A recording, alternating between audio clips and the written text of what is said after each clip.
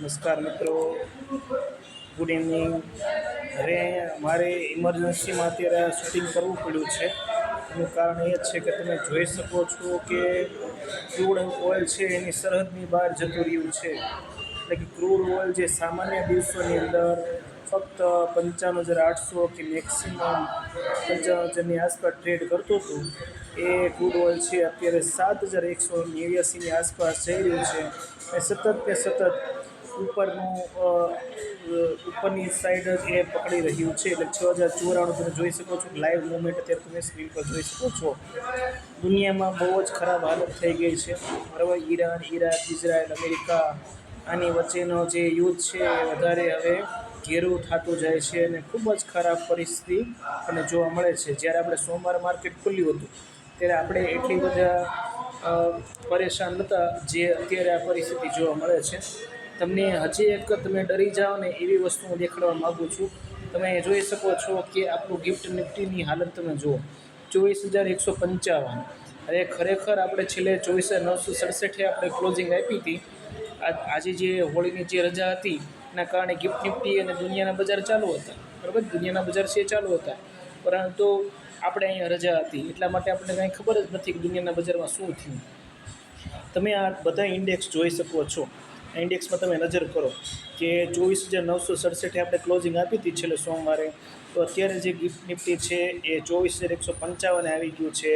એટલે કે 700થી 800 પોઈન્ટ જતા રહ્યા એક જ દિવસમાં. 700થી 800 પોઈન્ટ જતા રહ્યા. એ સિવાય ડાવ ફ્યુચરની તમે જુઓ 1,275 પોઈન્ટ જતા રહ્યા. ડાવની જો 1,252 પોઈન્ટ જતા રહ્યા. એ સિવાય તમે નિકાઈની વાત, જાપાનના માર્કેટ તમે જો 1,778 પોઈન્ટ જતા રહ્યા. બરાબર છે. હેંગસેંગ છે, ચીનના માર્કેટ જો, કોસીપી કેક જો, એક પણ ઇન્ડેક્સ એવો નથી. બધા 2-3% સેલિંગ તમને જોવા મળે છે. હવે તમે ખાલી કલ્પના કરો કે કાલે જ્યારે આપણે માર્કેટ આપણું ખુલશે ત્યારે એની શું કન્ડિશન હશે અને કેટલું ગેપ ડાઉન ખુલશે ને એની તમે કલ્પના કરી શકતા નથી. બરાબર છે.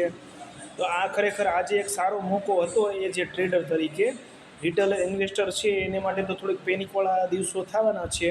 થોડુંક એને ઘણું બધું સહન કરવું પડશે, પણ ટ્રેડર માટે આ બેસ્ટ દિવસ તો જો આજે માર્કેટ ખુલ્લું હોત ને તો તમે ઘણી બધી કમાણી કરી શક્યા હોત. બરાબર છે. કાલે પણ કરી શકશો, પરંતુ કાલે એક તમારે ધ્યાન એ રાખવું પડશે કે જો ગેપ ડાઉન ખુલે ને તો એકવાર તો માર્કેટનો નિયમ છે, ગેપ ડાઉન ખુલ્યા પછી માર્કેટ ઉપર આવવા ટ્રાય કરે છે.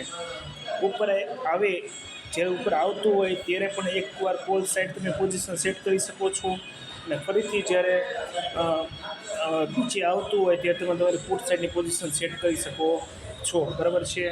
તો એના માટે હવે જો સેન્સેક્સ છે એની એક્સપાયરી ગુરુવારે છે, તો જો સસ્તા પ્રીમિયમ ઉપર કામ કરવું હોય તો સેન્સેક્સમાં જ કામ કરવું જોઈએ. તો સેન્સેક્સ છે અહીંથી નીચે ખુલવાનું જો તમે લેવલ આપી દો ને તો 79,857ની આસપાસ ખુલી શકે છે. કેમ કે ત્યાં જ આપણો એક બેઝ રહેલો છે. એક 80,426 ઉપર બેઝ છે, એક છે 79,800 ઉપર બેઝ છે. આ 80,426 ઉપર ખુલે છે.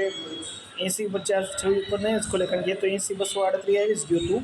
એટલે તમારે 79,800ને ધ્યાનમાં લેવું પડશે. 79,800ને ધ્યાનમાં લઈ અને તમારે તમારી પોઝિશન સેટ કરવાની છે. ગેપ ડાઉન કેટલો ખુલે છે જોવાનું છે. 200 પોઈન્ટ ખુલે છે, 300 ખુલે છે કે સીધા 700 પોઈન્ટ ગેપ ડાઉન ખુલી જાય છે. જેટલા પોઈન્ટ ગેપ ડાઉન ખુલશે ને એટલા પોઈન્ટનો બાઉન્સ આવવાની શક્યતા છે. એટલે ગેપ ડાઉન ખુલ્યા પછી એકવાર માર્કેટ ઉપર આવવાની ટ્રાય કરશે. તો તમારે ધ્યાનમાં લેવાના છે એ ઓપ્શન એવા છે બધાય કે તમારે આ જે પ્રીમિયમ તમે જુઓ છો ને આ પ્રીમિયમમાં પણ કાલે તફાવત હશે. આ પ્રીમિયમ તૂટવાની શક્યતા ઓછી છે. વિક્સ બહુ વધારે હશે. તકલીફ એ પડે કે વિક્સ જ્યારે ઉપર હોય ત્યારે પ્રીમિયમ બધાય મોંઘા હોય. તો તમારે 80,000ની નીચેના જે આ બધા પ્રીમિયમ છે એમાં કામ કરવાનું થશે. એટલે સ્પેસિફિક હું તમને પ્રીમિયમ નથી કહી શકતો. આ ઇમરજન્સીનો વિડીયો મેં બનાવ્યો. આ વિડીયોમાં એટલા માટે બનાવવો પડ્યો કે દુનિયાની માર્કેટની હાલત એટલી ખરાબ છે કે એની વાત પૂછવામાં. તમે જોઈ શકો છો કે બધી જગ્યાએ તમને લાલ રંગ જોવા મળશે. કાલે હોળીની ધૂળેટીની ઉજવણી તમે કરશો તો લાલ રંગ તો જોવા મળે જ છે. આભાર. કાલે મોર્નિંગમાં મળ્યા પાછા. બાય.